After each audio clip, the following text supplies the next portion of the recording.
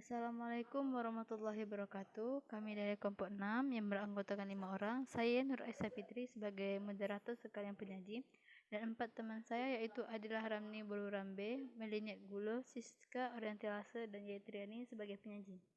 Di sini kami akan menjelaskan tentang sistem penghantaran obat tertarget, konsep dasar, jenis-jenis penghantaran tertarget.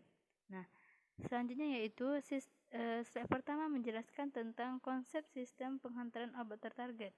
Di sini dijelaskan bahwa sistem penghantaran obat tertarget dapat dibedakan menjadi dua, yaitu sistem tertarget aktif dan tertarget pasif.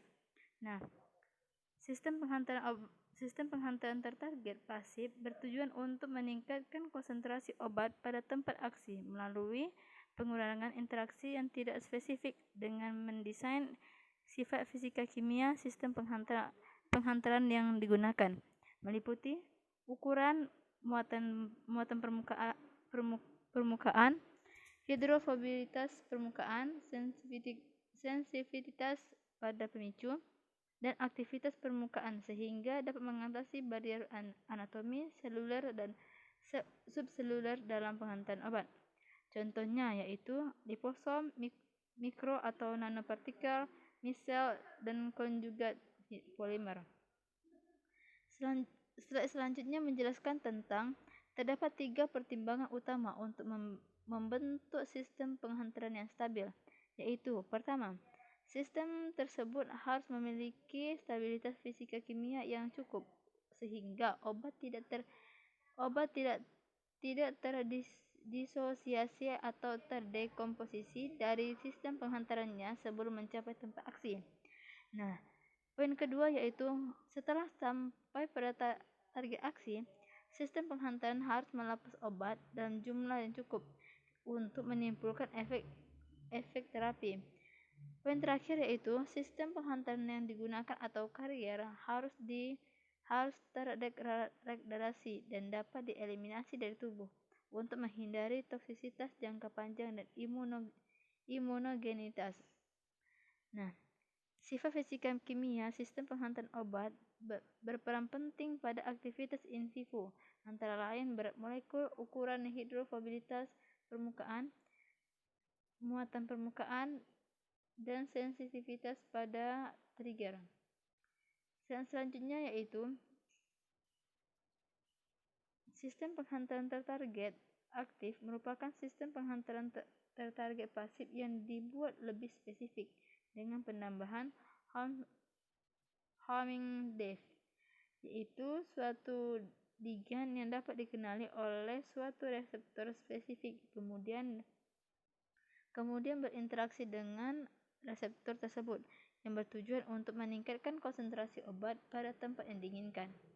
Baiklah, slide selanjutnya akan disambungkan oleh teman saya yaitu Meliniat Gulo. Baik, saya akan melanjutkan materinya. Berbagai jenis pembawa obat dalam sistem penghantaran tertarget antara lain liposom, polimer misel, nanopartikel, dendrimers, dan lain sebagainya. Sistem penghantaran obat yang digunakan harus memenuhi persyaratan ideal antara lain harus tidak beracun, biocompatible, non-immunogenik, biodegradable, dan menghindari pengenalan oleh mekanisme imun host. Jenis-jenis sistem penghantaran tertarget yaitu liposom, GIF polymer misel, dendrimers, dan nanopartikel. Yang pertama yaitu liposom. Liposom atau gelembung lemak merupakan partikel koloid yang dibuat menggunakan molekul fosfolipid dan merupakan sistem penghantaran yang paling umum digunakan untuk penghantaran obat tertarget. Liposom tidak beracun, non-hemolitik, dan non-imunogenik, bahkan setelah suntikan berulang.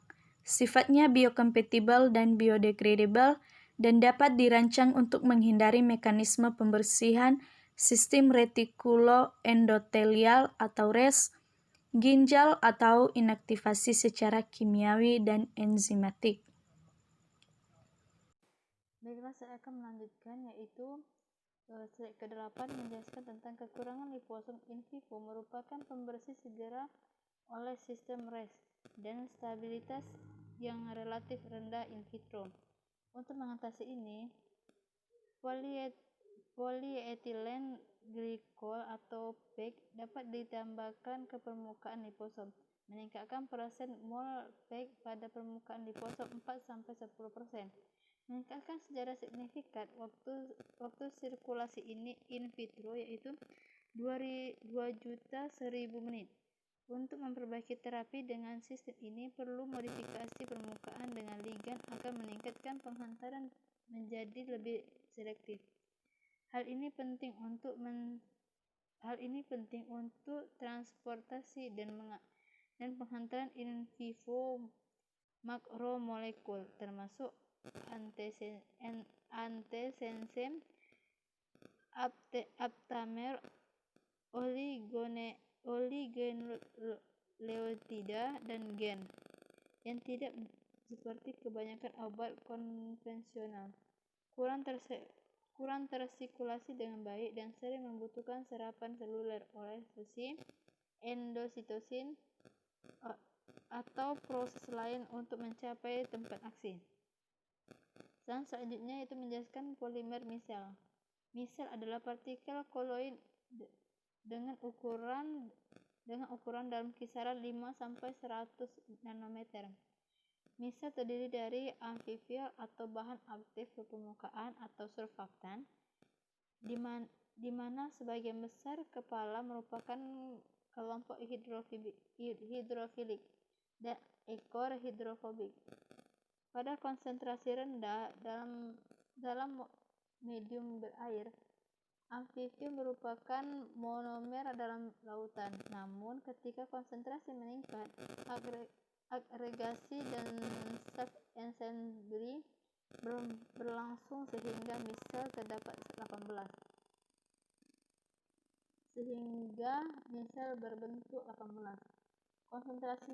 Konsentrasi di mana misel terbentuk tersebut disebut konsentrasi misel kritis atau CMC. Pembentukan misel dipacu oleh penataan ekor hidrofobik yang mengarah ke dalam yang menguntungkan entropi.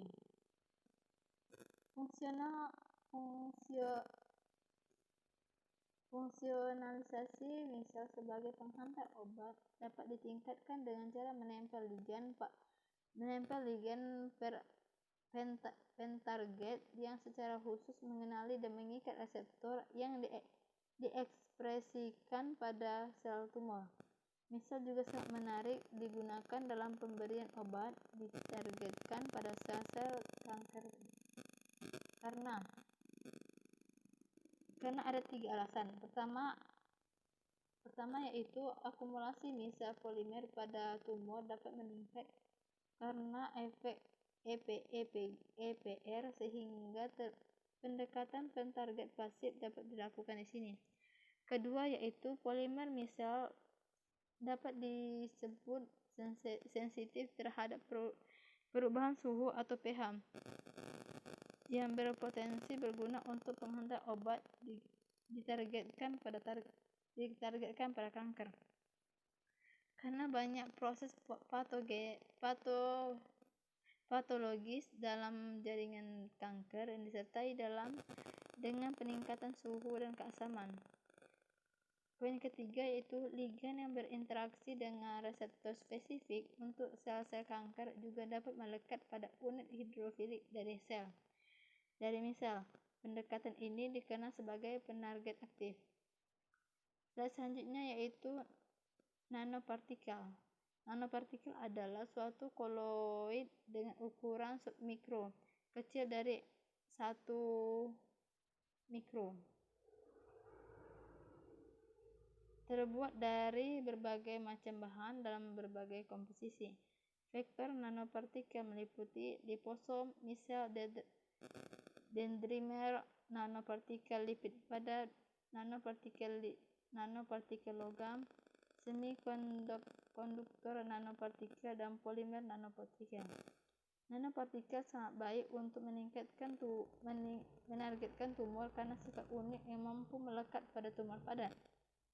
Pertumbuhan tumor padat yang cepat menyebabkan drainase limfatik, pembuluh darah yang jelek, serta meningkatkan efek permeabilitas dan retensi atau EPR, yang memungkinkan nanopartikel terakumulasi di dalam tumor, di lokasi tumor. Selanjutnya yaitu dendrimer. Dendrimer merupakan makromolekul dengan struktur bercabang dan terdiri atas inti, cabang, dan gugus ujung 19. Dendrimer didedikasikan dengan bioaktif ligan yang terbuat dari peptida dan sakarida pada gugus perifer,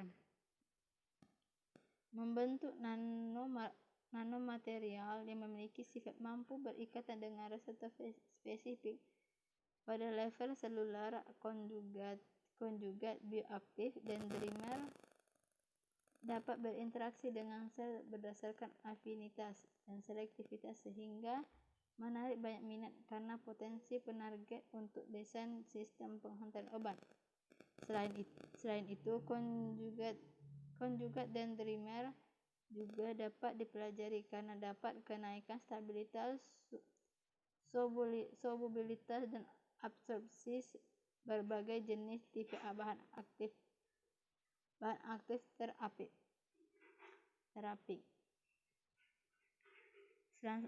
Slide selanjutnya menjelaskan tentang sistem penghantaran obat, sistem penghantaran tertarget aktif. Sistem penghantaran tertarget ini dapat diklasifikasikan menjadi 3, yaitu tertarget ke organ, tertarget ke sel, dan tertarget di subseluler. Sistem penghantaran yang ditargetkan ke dalam sistem penghantaran ditargetkan di organ dimaksudkan agar obat terdeposit dalam organ tersebut dengan memanfaatkan karakter unik yang dimiliki suatu organ. Sebagai contoh, liver yang memiliki sifat jaringan mudah ditembus oleh makromolekul atau mikropartikel, sehingga jaringan lain tidak terpengaruh oleh obat yang diberikan karena adanya ikatan ketat atau tight junction.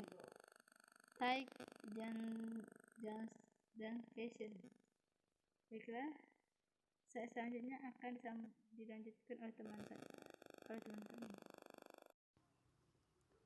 Sistem penghantaran yang targetnya ke sel dilengkapi dengan material pentarget yang dapat dikenali dan berikatan dengan antigen komplementer dan reseptor yang ada di permukaan sel. Sedangkan sistem penghantaran subseluler menghantarkan obat pada tempat spesifik di dalam sel. Sebagai contoh, penghantaran gen ke nukleus suatu sel. Desain sistem penghantaran tertarget menggunakan ligan. Banyak faktor yang perlu dipertimbangkan untuk mengembangkan sistem penghantaran tertarget, antara lain pengembangan sistem yang biodegradable, biokompatibel, dan non-toksik, pemilihan bahan pembawa, serta material pentarget yang tepat. Ligan yang digunakan untuk pentargetan.